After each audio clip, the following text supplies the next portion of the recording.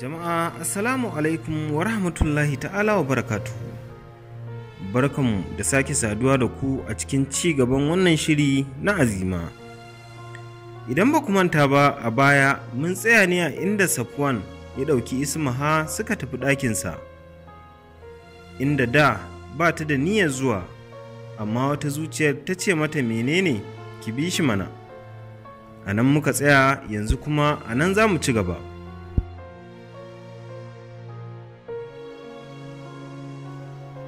Da isar Safwan da Ismaha bakin ɗakin Safwan ɗin, abinka da ɗan shaye-shaye, sai ya tuna cewa gaba ɗaya ɗakin fa yanzu ba abin da yake in ba warin tabar wiwi ba. Ya mika hannu zai buɗe ɗakin, sai wata zuciyar ta ce masa, muddin fa Ismaha ta shiga ɗakin nan ta ji warin tabar nan, to tabbas daga yau za ta iya daina son ka. Shi kuma a yanzu a duniya duk abin da zai raba shi da Ismaha gudunsa yake yi. Sai kawai ya fasa buɗewa, ya ce kawai Ismaha ki je gida, zan zo da yamma. Ita kuma Ismaha sai zuciyarta ta fara saƙa mata, to wai shin me Safwan yake ɓoyewa da baya so ta shiga ɗakinsa? Sai ta ce masa, a'a, dama na gaji, kuma yanzu idan na je gida ma babu abin da zan yi, kaga gwara na ɗan huta ma ɗan yi hira, tun da dama ka daɗe baka zo gidanmu ba.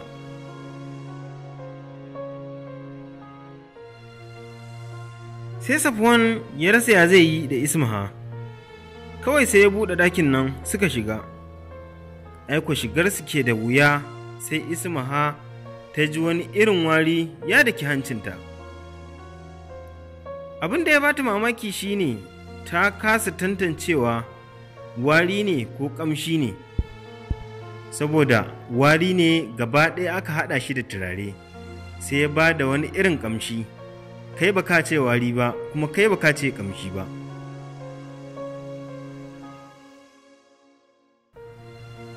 Kawai sai Safwan ya ji Ismaha ta zabga salati, ta ce inna lillahi wa inna ilaihi raji'un.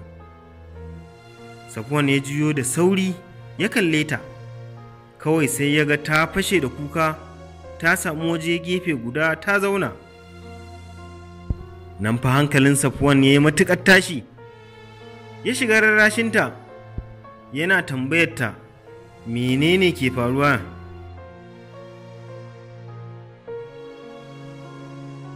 Nan fa Ismaha ta kalle shi ta ce, Safwan, an daɗe ana ce min kana shaye-shaye, kuma kowa ya ganka ya san kana yi, domin gashi nan ta nuna ka ta ko'ina, amma zuciyata ba ta taɓa gamsuwa da hakan ba, sai da idona ya gane min tukunna. Ismaha ta fara shishsheƙar kuka tana ce masa, haba Safwan, kar ka manta girma kake fa, sannan nan gaba ‘ya'ya za ka haifa, ko kuma in ce ‘ya'ya za mu haifa, kuma baka sani ba, watakila duk ‘ya'yanmu mata za mu haifa.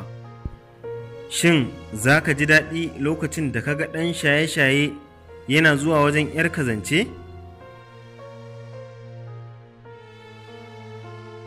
Ko kuma me za ka ce da ‘yarka idan ta kawo maka ƙarar mijinta ya je ya yi shaye-shaye ya yi mata dukan tsiya, ko da yake na san ma ba lalle ta zo ta gaya maka ba, sai dai ta gaya min idan har ta tsince ka a cikin wannan hali. Gaba ɗaya Ismaha sai da ta kashe wa Safwan jiki da nasihohi. Suna cikin wannan magana ne sai Safwan ya ji hajiyarsu tana ƙwala masa kira, tana neman ta shigo ɗakin. Kawai sai Ismaha ta yi sauri, ta share hawayen da suka ɗauki kusan rabin sa'a suna kwaranya a kan fuskarta.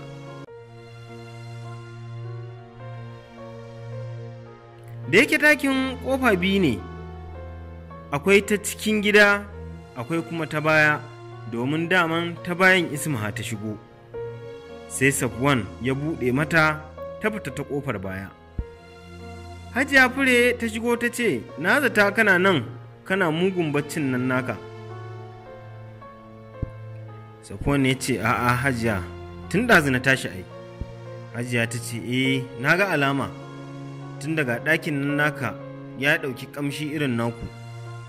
Safwan ya ɗan so saƙiya dai ya ɗan yi dariya.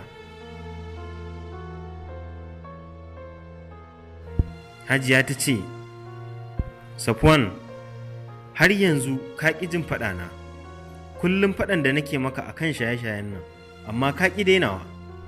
Wai shin yaushe za ka girma ne? Kar ka manta Safwan, shaye-shaye yana zubarwa da mutum kimarsa a idanun mutane. Safwan ya ce, insha Allah Hajiya, a ci gaba da addu'a dai. Ta ce, to shikenan, kai wanka ka zo ka kai Azima tashan mota za ta je ƙauye. Safwan ya ce, to shikenan, yanzu zan fito. Hajiya ta fice ta bashi. Bayan fitowar Ismaha daga gidansu Safwan, da ƙyar ta je gida, gaba ɗaya jikinta ya yi sanyi da lamarin Safwan. Amma kuma wannan abu da ta gani ya kamata a ce sansa ya ragu a zuciyarta, sai ta ji ya ƙaru maimakon ya ragu. Tana zuwa gida kawai ta wuce ɗakinta, ko Salma ma bata san ta dawo ba, ta hau gado kawai ta yi kwanciyarta. Bayan da Safwan ya shirya, sai ya fito daga ɗakinsa ya nufo babban falo inda ya samu Azima tana zaune, ta ci kwalliya. Farko bai ma gane ta ba, sai da ya tsaya ya ƙare mata kallon ƙurilla sannan ya gane ta.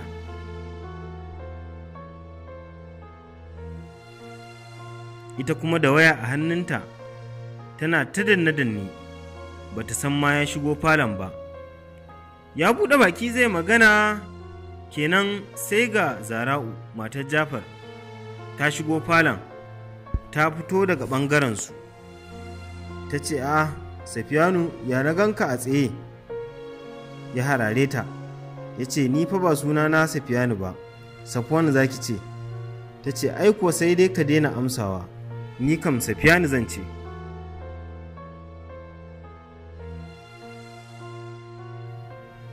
Nan Azima ta ɗago kai ta ƙyalƙyale da dariya, ta ce, gaskiya Anti Zara bai kama da Safiyanu ba, sai ka ce wani ɗan ƙauye? Sai Zara ta ce, au, da ke baki san ɗan ƙauyen ba ne? Ai duk gidan nan babu ɗan birni kamar Jafar. Ai ko wannan magana da ta faɗa, karaf sai a kunnen Hajiya. Lokacin ta shigo falon, ita kuma Zara'u ba ta sani ba. Shi ko Safwan me zai yi in ba dariya ba, saboda ya san Zara'u mugun kunyar Hajiya take yi. Zara ta yi mamaki matuƙa ganin yadda ya kamata a ce Safwan ya ɓata rai, amma kuma gashi yana dariya. Sai ta kalli Azima, sai ta ga Azima ta rufe baki da hannu tana dariya ita ma. Ai koyagowar da za ta yi sai suka yi haɗa ido hudu da Hajiya. Nan fa Zara'u ta tsula a guje ta koma ɓangarensu. Azima da Safwan kuwa me suke yi in ba dariya ba? Hajiya ta ce, ku dai ba za ku rabu da wannan shirman naku ba.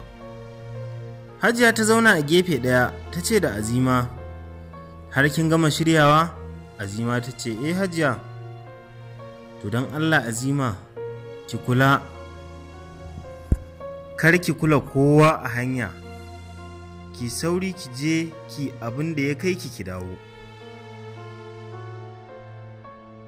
Azima ta ce, insha Allahu Hajiya, kwana ɗaya ma kawai zan yi na dawo.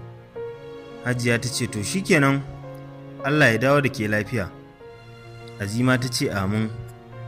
Sannan Hajiya ta ce, to Safwan, don Allah idan ka kai ta, ka jira ta shiga mota tukunna kafin ka taho.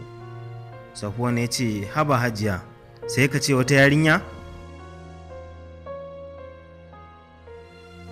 Azima ta ce, wallahi hajiya ki ƙara gaya masa, kin ji abin da yake faɗa, kin ji abin da yake faɗa ko? Hajiya ta ce, rabu da shi, ni dai ga abin da na ce maka, ka jira ta hau mota tukunna. Sai Safwan ya ce, to shikenan hajiya, zan yi hakan. Suka fito suka hau mota suka nufi tasha, a hanya suna tafiya suna ‘yar hirarsu. Sai wayar Safwan ta yi ringi, ya duba sai ya ga Ismaha ce ta kira shi. Sai ya ɗaga, sai ya ce mata, ina fata gimbiyata ta isa gida lafiya.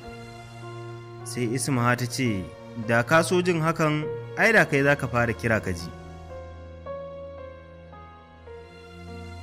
Ya ce, to na ji, na tuba, na yi laifi, a gafarce ni, da fatan kin je gida lafiya.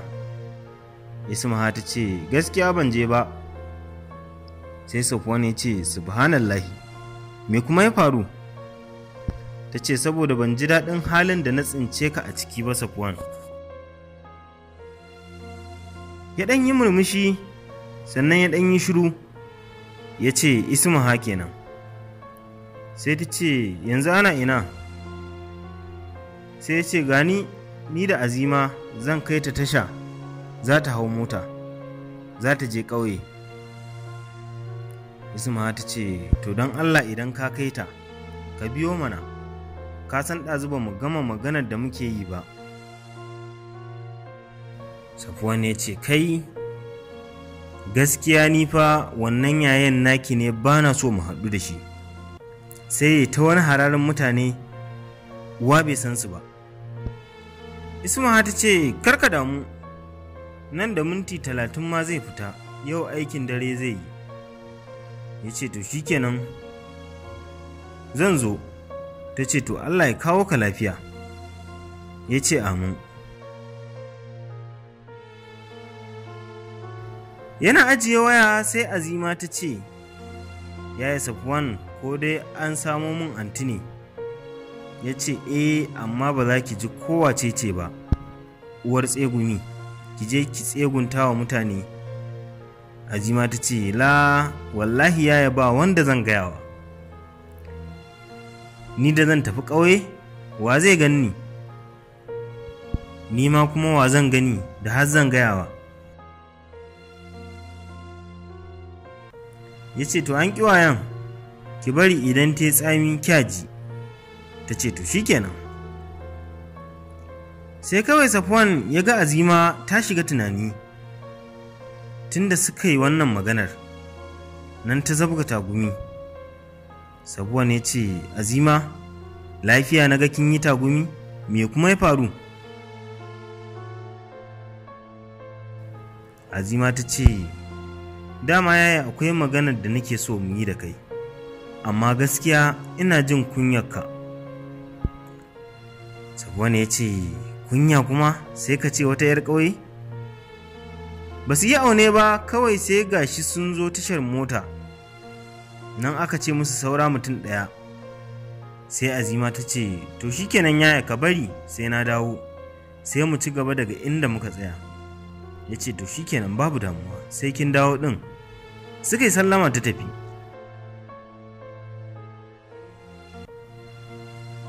Safwan ya juyo motarsa ya nufo gidansu Ismaha.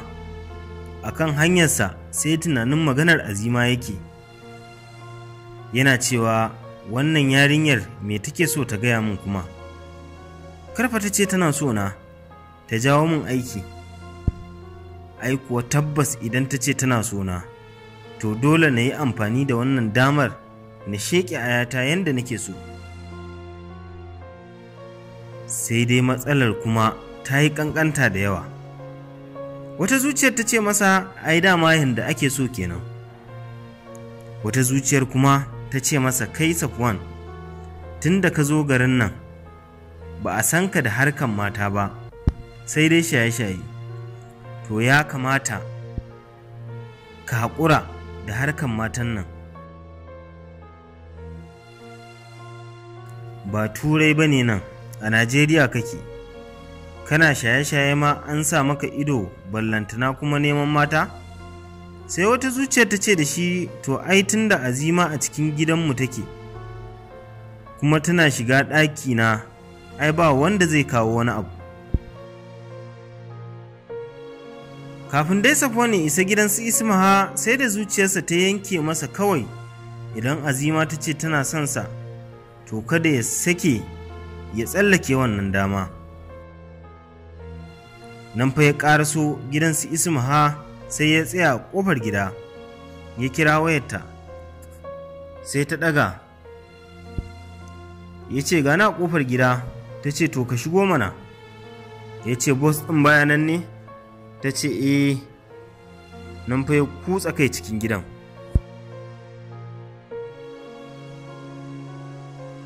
To jama'a, a nan za mu dakata a cikin wannan shiri, sai ku biyo mu a sati mai zuwa don jin ci gaban wannan shiri. Sannan don shawara ko kuma ƙarin bayani za ku iya tuntuɓar mu akan wannan lamba 08036283750.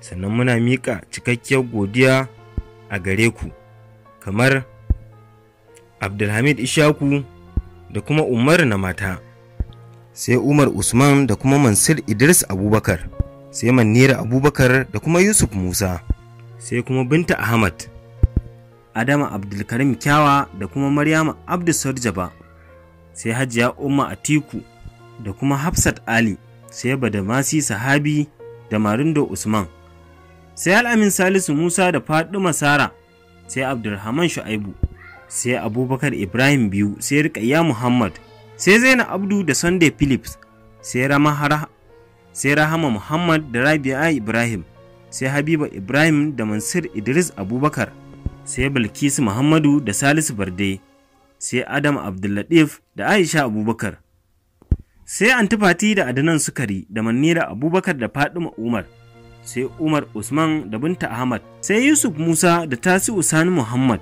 sai Abdulrahman Shu'aibu da Asad Sada, sai Lawan Ibrahim da Mansur Idris Abubakar, sai Baba Hassana da Basira Martaba, sai Hadiza Kabar Ibrahim, sai Ahmad Hassan da Balkisu Muhammad, sai Nura Sabiu da Salisu Farde, sai Umar Baba. Dukkanku muna godiya da kuma fatan alkhairi a gare ku. Kafin zuwan shiri na gaba, nake cewa mu kasance cikin ƙoshin lafiya.